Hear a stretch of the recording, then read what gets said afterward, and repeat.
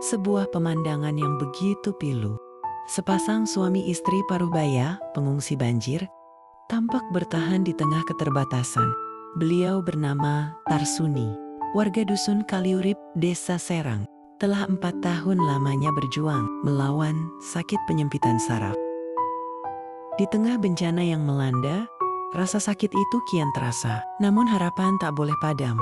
Berbekal keahlian di bidang terapi, kami mencoba memberikan terapi saraf kepada Pak Tarsuni sebagai bentuk kepedulian dan ikhtiar membantu meringankan beban yang ia rasakan. Semoga sentuhan kecil ini menjadi penguat bahwa di tengah musibah, kepedulian dan kemanusiaan selalu hadir.